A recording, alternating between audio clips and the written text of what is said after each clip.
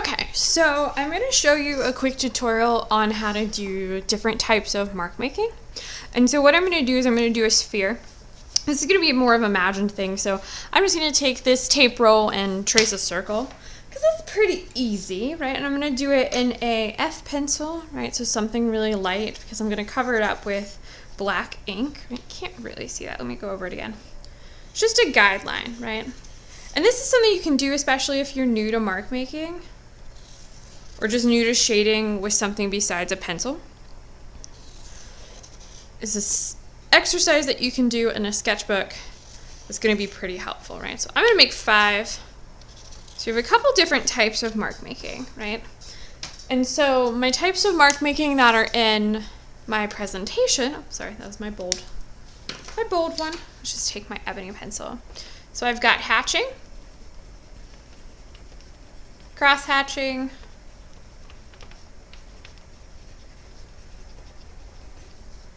stippling,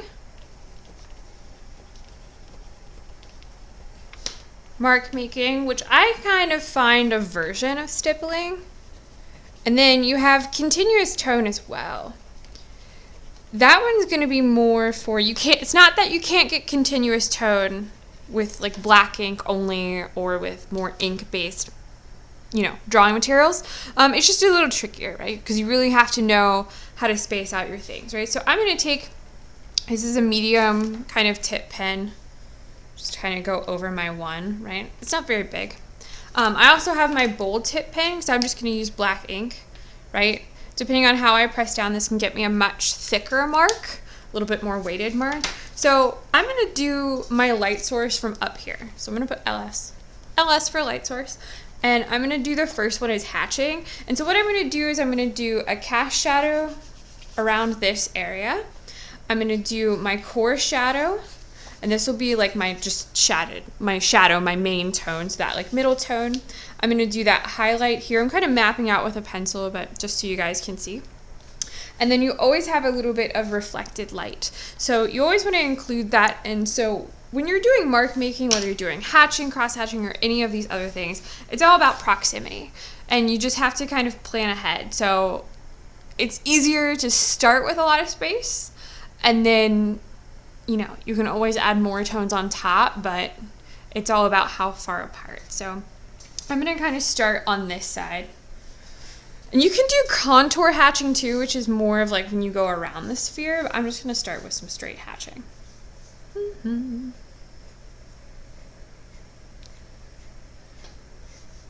me do a little bit of contour hatching here. Now most hatching is they're just parallel lines. I'm kind of crisscrossing mine a little bit, which I shouldn't be. Just going to start building up that tone.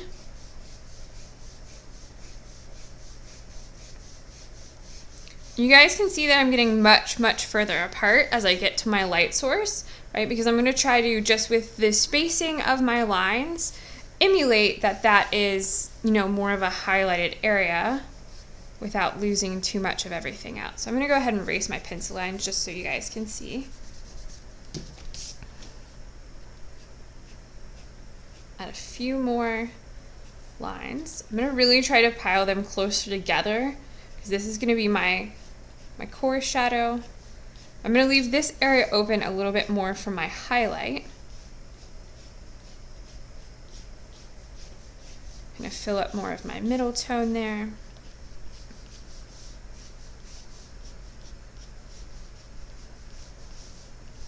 And you can do any geometric shape. It doesn't have to be a sphere.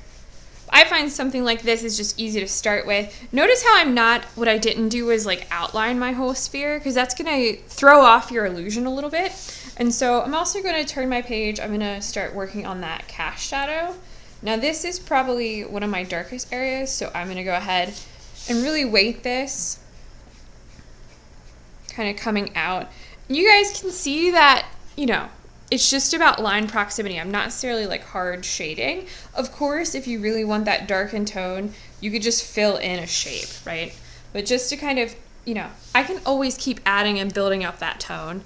But when you're doing this mark making technique, I can work from this. I can always add darker tones, more rich contrast, but I can't erase that, right? This is gonna do nothing. I can paint over it, I can add other materials on it, I could collage, but it's just, not gonna quite work as easily as if you're using a pencil or something more forgiving, right? So hatching is pretty straightforward. Usually your lines are parallel,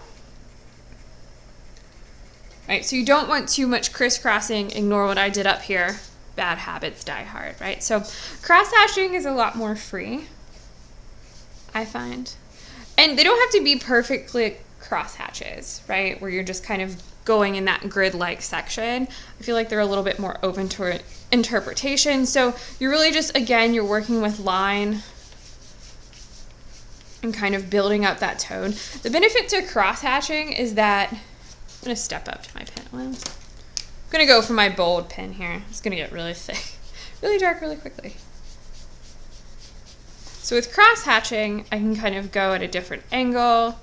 It's just going to give me more of like a netted appearance, which can be helpful because, if I don't, and it also just changes the direction, right? So you might find this a little easier when you're shading, especially detail. And it does help to kind of adjust your pen size, right? So if you have a lot of area like this that I'm like, I really wanted saturated, I knew that, I stepped up to that bold and it worked really well, right? So I've got one, I like to rotate my page a little bit just because I find that that's easiest.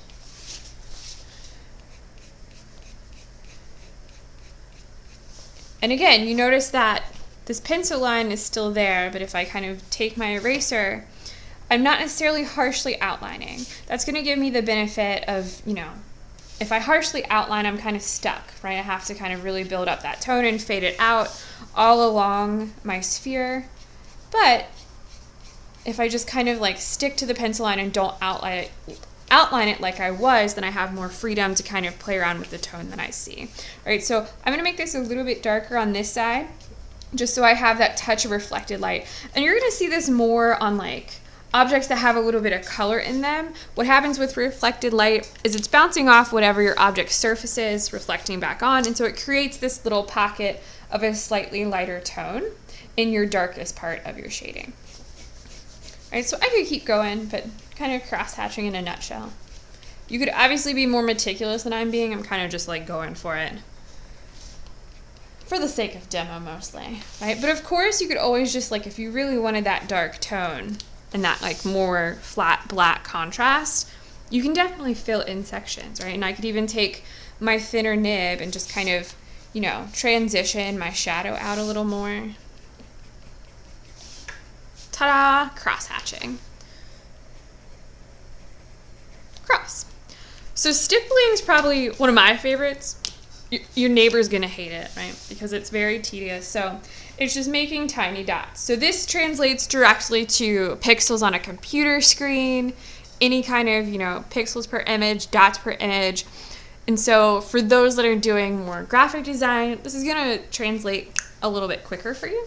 But yeah, so just spacing out my dots. And of course, I'm using a very kind of brush-like tip. If I was using more of like a pen nib, like this, you guys can see that, building up those dots is gonna take a lot more time. But the benefit to this is that you can get more of that continuous tone appearance with your dots. This just you have to have a lot of patience to really build this up, which is why I say that if you like the kind of loose, very smooth transition that you can get with something like this, that maybe mark making is that step between hatching, which is just very kind of, graphic. I don't know how to describe it. Like, it's not quite, it doesn't feel as realistic. Like, even though the shading can be there, like, it just kind of misses the mark. But with mark making, which is what most of you are going to be doing for your project, it just kind of bridges the gap between the two, so it allows you that opportunity to have more like continuous tone felt things without, the pain of doing a million dots. I mean, I love stippling, so it's very therapeutic. You just have to know that, like, obviously I'm not going to start shading. You really just want to build up your dots a little bit at a time. So I'm leaving that space for my reflected light. Really gonna darken up this bottom section. And it's all about proximity, right? So you guys can see how farly spaced and how using that smaller nib really kind of made that illusion of a lighter tone. It's all black ink, right? So shading with something like this, you just have to know that, you know, start very spaced out to get the illusion of that lighter tone, and then you can always add more. I like switching back and forth too. You just gotta be careful because you're gonna, if you go over like the wet ink like I just did, you might have some little ghost marks, which, you know, maybe that's your aesthetic. But stippling in a nutshell, right? I could definitely stipple the cast shadow too. I'm gonna go a little faster through here. Depending on how fast you go too, you might end up more like blobby. So they don't all have to be the same size dots. They can be. I'm going pretty quickly here, so hopefully you're not going this fast on your mark making project. Taking a little bit more time. You guys can see I still get that illusion of light and shadow. And you know, if I spend a little bit more time on this, I definitely strengthen up the dots. But even erasing that, oops, smeared a little bit. Even erasing this line, you can still get the idea of a sphere without me harshly drawing, you know, that edge. So just because you don't harshly have like an edge or a line and just have a shape, you can still get the illusion, right? So the next one's gonna be mark making. Same kind of concept. You still want those 4 elements of light and shadow. So let's start with, what mark do we want? Let's do tiny little hearts. Why not, right? And so of course there's the difference with mark making. You have like an open shape and also a closed shape. So I'm gonna do a little bit of both. And when you're doing this mark making project, what's gonna be more interesting is if you turn your page and don't have all of your shapes going the same direction. So again, it's all about proximity. And with these darker tones, notice too, I'm going really quickly, right? Mainly for the sake of demo. With mark making, I always tell people you can overlap, right? So don't be afraid, you know, you might be able to identify the shape in some of the lighter areas, but in the parts that you want to be darker, maybe you overlap them more so they kind of become a little less distinct, right? And it might just help the flow or break up, you know, the intensity of having just shapes build tone. Right? 'Cause this is still a pretty intense way of working. And I always tell students too, when they're thinking about this mark making project, if you can't, you know, get this kind of rhythm down where you're making your mark and it's kind of that like that easy pass, right? Like all my heart shapes, you know, of course I've been drawing hearts since I was like really little, doodling in a notebook.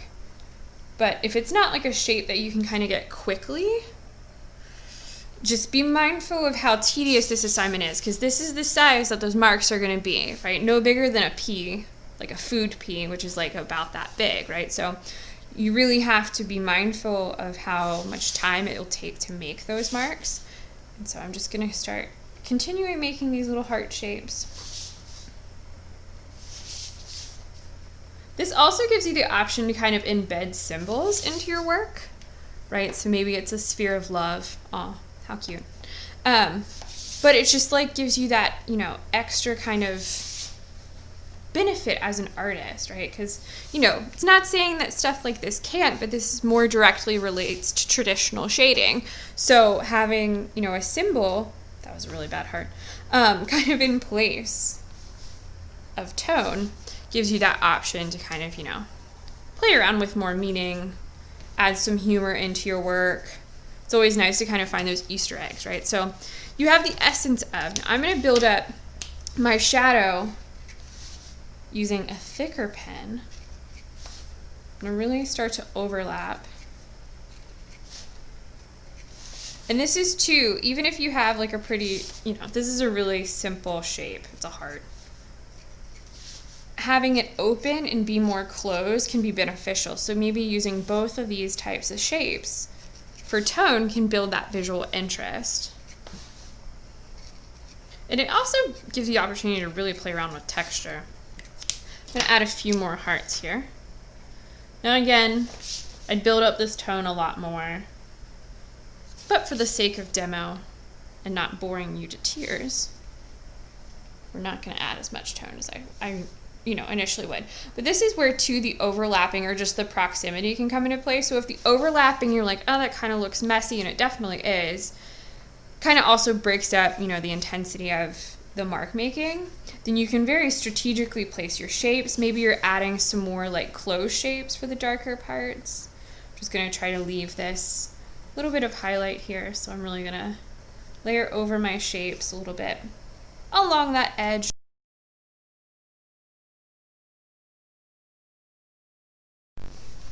Okay, sorry for the interruption. Had to unload some stuff off my tablet. So we kind of finished the mark making demo, so I'm going to do a quick tutorial on how to do continuous shading. So I'm going to use this ebony pencil, which is actually pretty dark.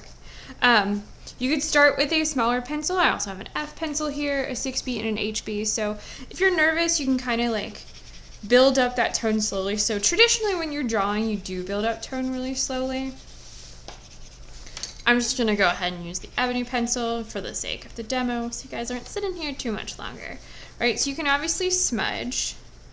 And with that continuous tone, it's supposed to be almost markless, right? So it's supposed to be that seamless kind of gradual tone, which is why, again, you want to build it up slowly. If you don't like smudging with your finger, you can obviously grab a paper towel or a tissue paper. I've heard that works really well. There's blenders, there's chamois, there's all kinds of things. So, building up really slowly, again, is key. But you want to kind of rid your paper of those marks, right? So, I'm going to take away some of that edge here. Now, of course, depending on the scale of your pen work, your hatches, your mark making, your stippling, you can get an appearance very similar to this using black ink only, or just like more of a permanent ink if you're doing color. So it's not that you can't with some of these other techniques, but you just have to build that tone up even slower, right? So continuous tone. I'm going to leave that reflected light in at the bottom. I love ebony pencils. They're super messy, but they work pretty well.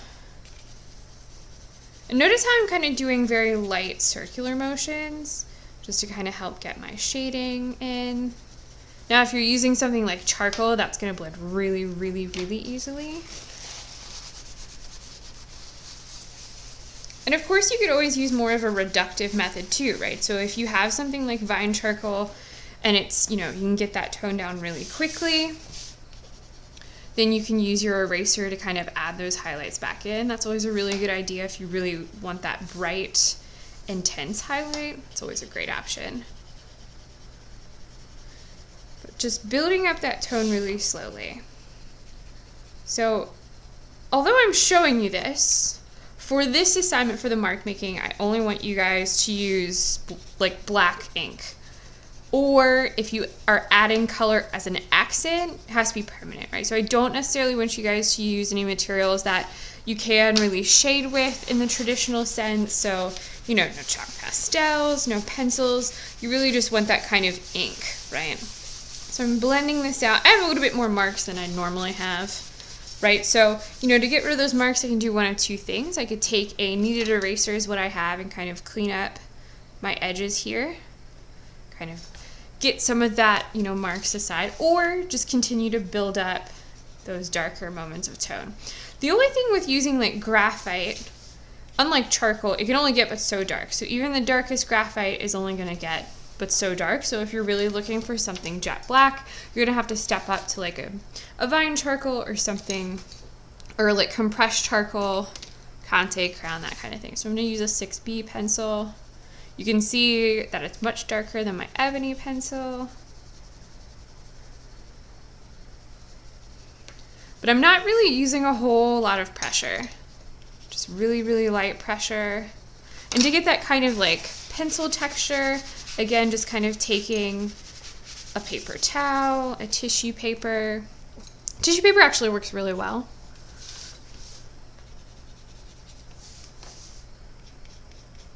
Kind of continuous tone in a nutshell, right?